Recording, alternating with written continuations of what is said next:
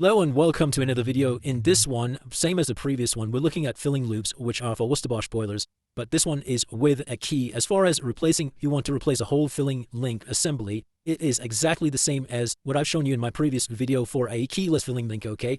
But this video is on how to operate, what to do, what not to do in this type of keyed filling link. So as you can see, there's a little arrow on the key on the filling link. It's pointing to a padlock. What this means is that as long as the key sits in this position, it can't come out. Even if you try to pull on it, it will not come out. If you do want to remove it, you need to turn it anti-clockwise or leftwards, and that brings the key, the pointer, the arrow of the key, to an opened or unlocked padlock position. Okay, there is an unlock. I know in the picture you can't really see clearly, but this padlock, contrary or opposite or different to the previous one, it is an unlocked padlock. So in this position, when you turn the key, bring it to this position, you'll be able to remove the key. So once you pull down on it, if the key's been in there for a while, you might need to tug on it properly. It will be quite hard to pull it out. But if, like my one, the one I'm working on, it was lubricated nicely and it was going in and coming out nice and easy. What you can see on your screen are the two O-rings on the filling link's key. These two O-rings, if they're not lubricated with silicone grease or the correct lubricant, they will pose a lot of resistance when going into the filling link or bringing it out. So whenever you're trying to push it into the filling link or the filling lube,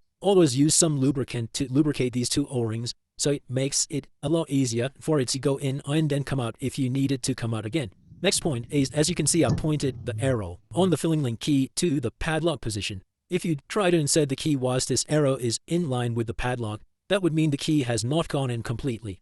Okay, if you start filling up the pressure whilst the key is sitting in this position, the water pressure will push the key out and you will have a big puddle or a little flood in your place. Rather than try to push it while it's in the padlock position, turn it leftwards, bring it in line with the unlocked padlock, and then you can, as you can see on the screen, the key has clearly gone in a lot closer. The distance between the key and the filling link, the black part, has reduced. Is quite a small distance. Gives you an idea what it's supposed to be if you're pushing the key in, how far it will go in, and then it'll be okay, it won't go any further. Once it's gone into that position, you turn right again or clockwise again. It matches the padlock, and this means you will not be able to pull the key out. It won't pop out while you pressurize.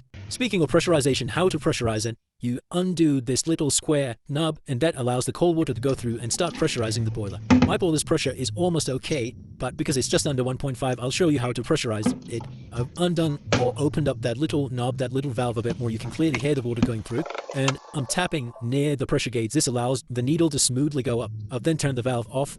And one more thing to remember, once you pressurize and you remove the key to place it somewhere, you will see a little bit of water come out. This is absolutely normal. Nothing is leaking, you haven't made a mistake, okay? As long as it's only a little bit of water and it doesn't continue trickling, there's nothing to be worried about. As you can see on the surface, there's a tiny puddle, and if you have this tiny puddle, it's not continuing to leak, you don't have anything to be worried about. Okay, so that is all about this key. Just wanted to give a little bit of information, how to deal with this type of key if you've got this, how to fill up, how to remove it, how to insert it, how to lock it, unlock it, and what to expect when you're removing the key, and what to expect on the pressure gauge, okay? One tiny little thing is a decent pressure, which is suggested to be filled up in the boiler, is anywhere between 1 and 1.5 is fine. You don't need to go to 2 or above 1.5 when the boiler's cold. Okay, so if you've liked the video, please subscribe to my channel, like the video, share the video, press the bell icon so you get notified whenever I upload any new videos, and until the next time, see you in the next one.